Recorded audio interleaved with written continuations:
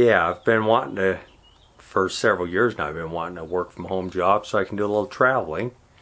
Unfortunately, Amy doesn't work from home, so we're kind of stuck at home. I don't have to be here, but she does. But you know, it is what it is. You make the best of it. I kind of want to build a new trailer. The trailer I have is awesome, incredible, used as a rooftop tent. But you know, we're getting a little older. I think I'd like to. I think it might be kind of nice to have a little bit of a hard side. I still kind of want more of the teardrop. Need something small and compact, easy to tow, easy to set up. Nothing big, giant, gas that really affects my gas mileage. So I've got a new design there, something I want to do, but I kind of want something that you sleep inside of, don't have to set up a tent.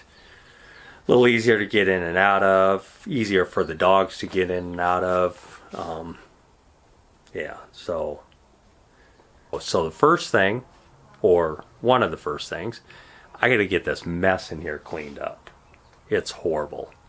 Then I can start welding the frame together and hopefully have something thrown together in the next couple of months.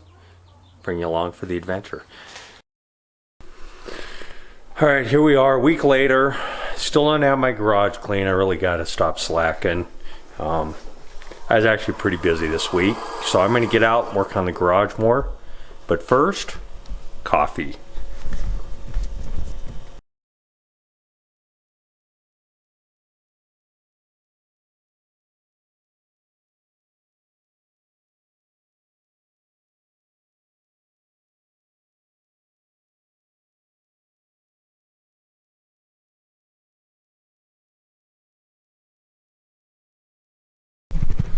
All right.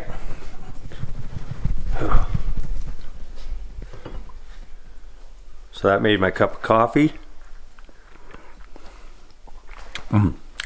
Very good, very good. So now it is off to the garage to work.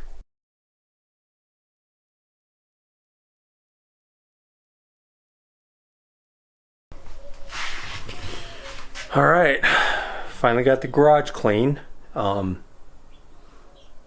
it took a while. Probably at least a month, maybe 6 weeks. Who knows? It was a mess. But we finally got it cleaned out. All right. So you can actually see the bench now, the workbench. All right. Oh, look at that. We already got a trailer in here getting put together. Yeah, that's how long it's been. I got the garage clean and I actually got the trailer started. Still working on welding it up, welding the frame anyway. Show you what we got. Now I figure if you guys are making a trailer, you probably already know how to do metal fabrication. So yeah, I've got a lot of it welded up. Figure you don't really need to watch that. But a little trick I was gonna say. So I've built quite a few trailers and I always have problems with warpage. Warpage is terrible. 1/8 inch metal loves to bend and twist and go in all different types of directions. So a lot of times I'll square up the frame right here. This is the frame. Right? And then I'll get that all welded up. Then I'll start putting in these cross beams here. And I'll weld those in. And then I get the tongue on. And by the time I've done all that, the whole thing's all out of square. It's terrible. So I've learned from my mistakes. First of all, so in the corners I've got a couple of, come over here and look. If I get over here. All right. So I've got 2 squares that I've made, jigs. So this here is a Big Bessie. I bought those, but they're like $100. I think they're over $100 a piece, and I got 2 of them. So bought those quite a while ago, and I wasn't about ready to go spend more money to get more. So I built this. That there's is a pretty good square. It sits like this. Sits about the same height. Sits the same height as the Big Bessie. And I clamp those in the corner. So I get all 4 corners squared up. Put this in a couple. Use my Bessies in a couple. And yeah, I get the frame all squared up. But I only tack it. Alright? I don't weld everything solid. I just tack the frame together. Then I tack all of these cross beams in here. Just tacking. Don't want to put too much heat in the metal and start getting stuff all out of square. When that's all done, I make sure everything's square. Then I tack the tongue in place and the A-frame up there. Get that tacked in place. So the whole thing's all tacked together, but nothing's welded solid. Then once you have everything tacked, then I do a little trick here. As you can see, I got these clamps here. Just to try to minimize the warpage as much as possible. I clamp every place where I'm welding. It's tedious, time consuming, but in the long run it really pays off. And by having everything tacked up the way like that, then as I go through and do all of my welds, here, all the corners, all the cross beams and everything, all this metal that's already tacked in holds everything nice and solid. So that's the best thing I've been able to come up with. So back to work. I've got most of it welded. I got a couple pieces here on the tongue left to do, and then all of my tongue all the way down there. But those are a lot of work because I got to clean those up. I know they're ugly. It's just tacked up. It's not welded in yet. But these are gussets. Put those in so as the tongue twists and turns, it's not supposed to break loose. Helps hold everything together. So I got it gusseted all the way down. Yeah. So that's the frame. Once it's all done, then I can start on the box.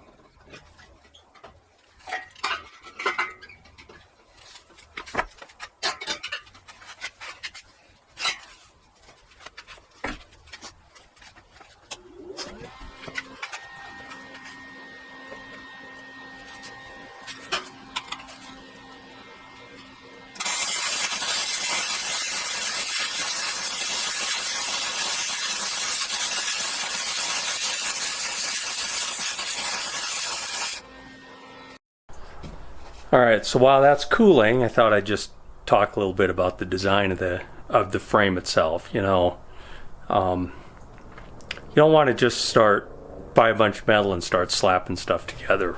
Believe it or not, my frames are actually designed. I do have a software program that tells me suggestions for metal thickness and metal size and all of that. And I do take my time, make sure that the design is strong, yet I try to keep it lightweight. I don't like overkill. A lot of people who build trailers, they go way overboard. I try to be smart in my design so that I don't really want a 2,500 pound trailer frame. So I try to minimize the weight and use good design techniques to get good strength. So with that said, I'll kind of show you how this works.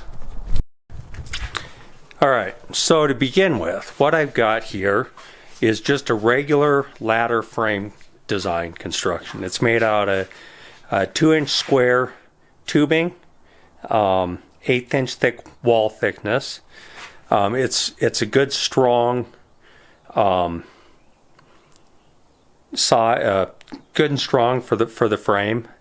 Keeps it lightweight but keeps my strength, but still is a strong design. Now you got to remember, I'm going to be bolting a box on this, so the box also adds some rigidity to the frame itself. And then the way I designed to add to that strength, I've got this hitch. So this hitch, or tongue, I guess it is, trailer tongue, it is 2.5 inch. Again, it's also 1/8 inch thick wall thickness, but it's 2.5 inch square tubing. Design, I use a composite tongue. What that means is you've got the A-frame here, all right, but then you have a main tongue that comes right up the middle, and the coupler will bolt right there, all right? So you have lots of strength in the tongue. It's built at off-road specs, so I will be able to take it off-road. But what I do is the tongue, I don't weld the tongue to the front of the frame or at the same level as the frame like a lot of trailers are. It's actually welded underneath. This frame's actually sitting upside down right now. It'll actually flip over and set this way. So the tongue actually runs the full length. Actually, it's a foot short. Just because the back, this very back is just there's really nothing there. So I didn't feel the need to go to the full length. It helps with my breakaway angle too. But it runs the full length, and you have to remember, by keeping it on top or on the bottom of the frame, you got 2.5 inches of metal there, and then the frame itself is another 2 inches, so that gives you 4.5 inches of thickness. Then the A-frame, I've got it angled. It comes back. It welds to this first. Well, it welds to the front of the frame, and to the first rung of the ladder, and then to the side right there. All right. I could have gone a little further back, but then you're getting a little too steep of an angle there, and you lose some of that flex support. So this is plenty good enough, because the wheels, the axles, will actually sit right here. So the axle will be right here, and I'm going with a Timbren axle, which is a axle-less suspension. So that'll go there, and it's plenty strong enough. I did think if I feel like I need to, I could always run an additional support, probably just 2-inch 1/8 if I wanted to, back to here. I don't think I'm going to do that, but I thought maybe, possibly, that just adds additional rigidity to it. But honestly, it's not really needed, so I kind of doubt I'll do that. So this frame is 9 feet long and 5.5 feet wide, and then the box is actually going to be a full 10.5 feet long. So it's going to angle up 12 inches in the back, beyond the extended beyond the frame, and then it'll angle up 6 inches over the tongue itself. So it'll give me lots of room to really lay things out the way I want to. The idea is more than a teardrop trailer, but still trying to maintain close to the same size of a teardrop trailer. It's going to be 5 feet tall on the inside. I'm not putting a galley on the back. I want the full length of the trailer as living quarters. I don't want to take up any of it with a galley or anything like that. The galley, so there's going to be a table on the front of it, which will give me a little workspace inside the trailer. So when the weather's bad, you can stay inside and it's not too miserable. I'm thinking I'll probably make the bed in such a way that you can, because the bed's going to sit about 16 to 18 inches off the floor. And I'm probably going to design it so convert into a dinette. or even leave the table out and just have a big U-shaped couch. Wondering where the kitchen's going to actually be. It's actually going to be out the passenger side. I'm going to have a fold down table mounted on the side, so you can just fold the table down, put your cooker out there and cook outside. There's going to be an awning, so you can pull the awning out, and so you will have a kitchen, but it's not going to be inside the trailer. Yeah, I'm really excited to get this done, and so hope you guys enjoy the build process, and I'll see you for the next video.